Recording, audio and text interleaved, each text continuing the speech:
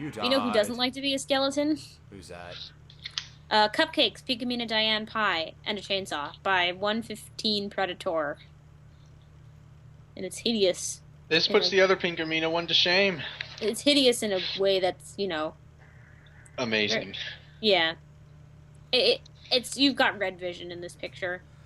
So Um, definitely Look blood. at the cutie mark. She sewed on. Yes, I know it.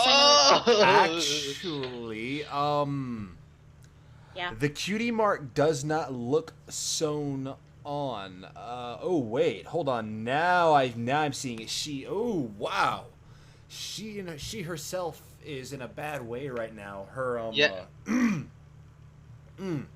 excuse me. Yes. Yes, I can see it now. Everyone watching can see, or my mouse head is paying. I wonder if that's her tail, and it's probably hers.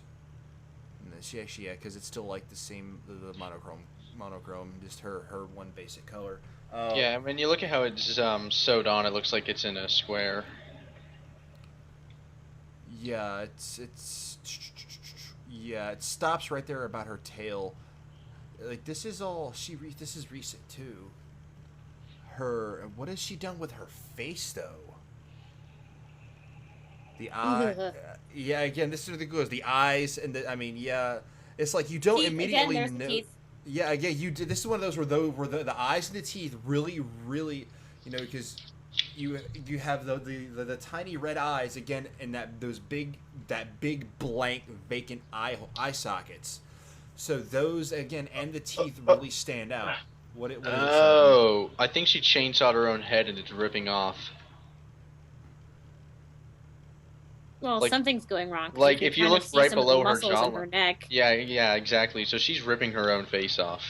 It's a commission called Candy Mare by Kurvanovsky, and this is probably one of my favorites artistically. It's also a more well-known one. But I didn't really understand it until I started to look a little bit more closely at her face and at the portions of her body and stuff. They don't call her Candy Mare for nothing. Look at her teeth. Yeah. Mm-hmm. See, when you first said Candyman, I thought it was gonna be a reference to Candyman. That's what I thought. That's what I thought too. Because I think this is one of the ones you showed me when we started talking about this. I could be mistaken, and I didn't notice all of that before. Her teeth are made of candy corn. It looks like her neck is a giant peppermint stick. Mm-hmm. Uh, And she's got Even her dimples are candy. yeah, I'm trying Yeah. to figure out what that is on her ears. What her ears are. oh, though. like The waffle ice cream cone. cones, waffle cones, Waffle ice cones. cream. And you can see black licorice in her hair. Yep, and I guess the rest of it's red licorice too. And you've got the chocolate scar, and then there's probably like candy coating. Oh no, her face is a reference to chocolate, vanilla, and strawberry, the three main ice cream flavors. Oh, really? She's Neapolitan. Lovely. Like you can just tell looking at it. That's what, because then her ears are the ice cream cones. What are her eyes? I'm trying to figure out what her eyes are though. Giant gumballs? Yeah, gumballs, jawbreaker, something like that. I don't know. Let's see if it says it. It does not. Yeah, the description is kind of creepy though. She's so eatable, but the question of who's a gonna eat whom is an open one. Well then, I mean, if they actually made that and sent it to me, I'd probably eat it. I would probably toss it in a. I would probably set it on fire. Then what a waste of great licorice. I don't care. Look at it. What would you do, Veggie? I would probably have a staring contest with it first. Make sure it was dead. Before it bit your Make sure it's not real, right? Make sure it's not real, yeah, because this image is definitely very, very creepy looking. I mean, It's also really well done. Yes, it is very well done. Her nose sticks out a bit. It's a full front shot, so it's kind of difficult to tell. But it does look like her nose juts out a bit, like a lot of the other ones we talked about, where they actually did research on what the horse skulls look like. Yeah. And again, her mane is actually anchored into her skull. Her licorice mane. And it's great because the mane actually looks like pieces of licorice. Definitely there are textures in here that really come out. The licorice, it looks heavy and thick, black and red licorice. And of course, there's the cotton candy teeth, which are all nice and lean in a row, and there's a lot of them. And you've got the shiny quality of the candy, and the brushstrokes on this are just great. They're very, like I said, they're very painterly, and they are not very polished, but at the same time can convey shading and a 3D image through a very like a mix of different kinds of strokes, and it's good to see a very artistic endeavor taken to and very clever uses of brushstrokes to convey space and form. And did anyone notice that her neck is cracking a little bit? Yeah. I did. I'm following every individual strand of her mane, and you can actually you can every single bit of it. None of it gets just lost behind her massive hair. You can see where it all, even like the individual ones that aren't like bunched up together. You could see where they all end up. I thoroughly enjoy this. There's a lot of detail that went into this. I like this piece a lot. You know, if you look at her like sideways, her mane looks like a heart. The end connects to her head. Well then, I heart candy, Mayor.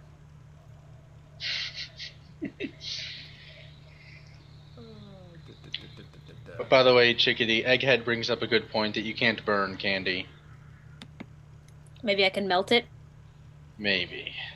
But Oh, then that's you'll just have still this gooey mess on your floor and it'll just stay there forever. You'll never get that up. No. And then you have just that melted image staring at you from the floor. Yeah. No. That's almost worse. I think that would be worse because then it's literally there forever, whereas the candy would have just deteriorated eventually. Or eventually eaten you, yeah. At least this way you know it won't eat you. It just stares into your soul from the floor all the time. Just don't look at the floor. Uh, Yeah, you could just put a carpet over it. There you go. or just rip up the floor and put new floor down and then give it to somebody else. What if it's like an Indian burial ground though, and it's just there forever? It's never going away no matter what you do. Oh gosh. You get a new floor, and the image reappears in that floor. Let's not think about that, because now we really are getting creepy. We're going poltergeist here now. Silent Ponyville by Profor. No. It's based off of a fanfic.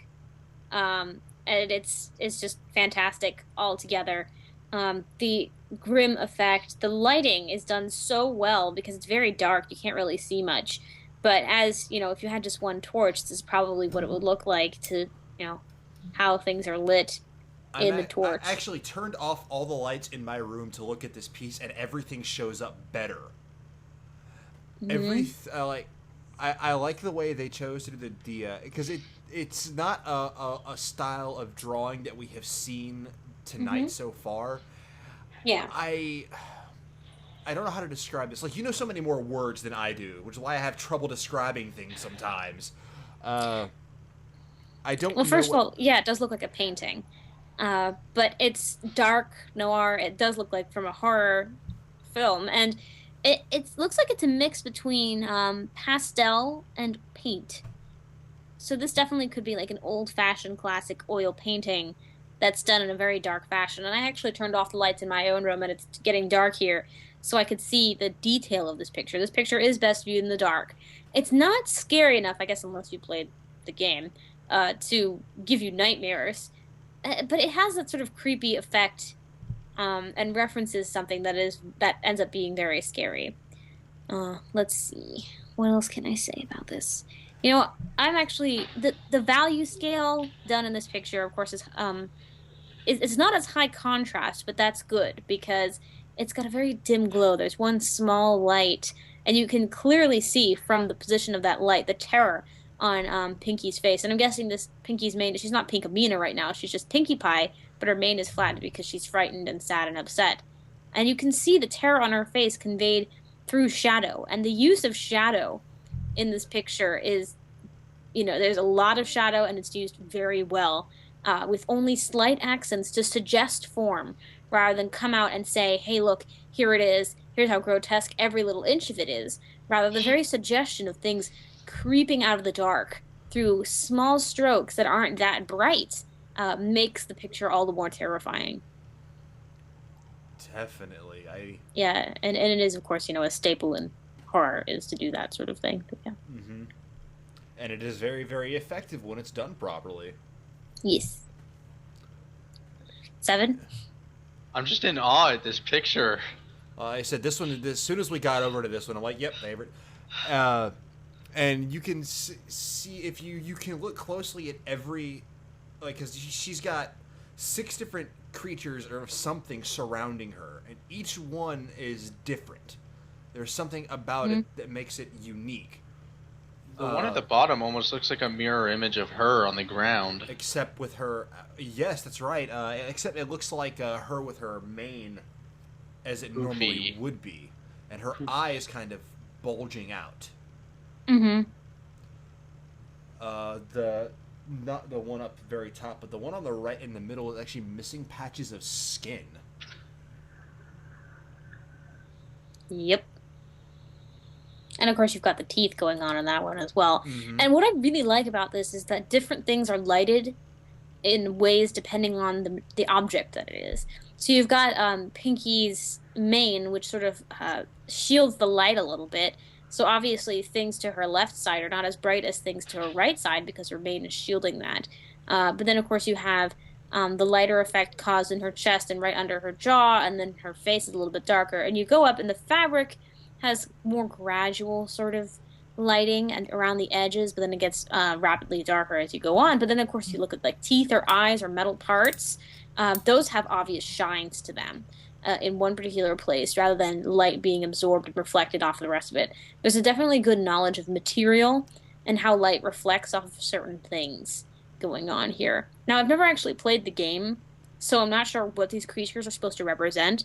But yeah, if you look at this picture in the dark, you can see how carefully each brushstroke was taken to give effect that you couldn't normally see if you're in a lighted room. There's actually a lot of consideration towards the form in this picture, and places that look almost as if they're completely dark, you can actually see, oh, well, they're almost like little tufts of ears coming out here. And is that like a skeleton nose? And oh, look, I didn't realize the neck had that much definition and volume based on the lighting and the strokes that are given, so that there's a higher value in the center where the Adam's apple would be on that figure that's looming over her with the tie, and then you can kind of see that it's going around. So there's a lot of care taken into this piece, so much. And I mean, of course, there's the obvious thing that it looks like she's been walking for a while because of the dirt marks on her hooves. Like, she's been outside for a long time and with this lamp, and so she's probably at her wit's end at this point.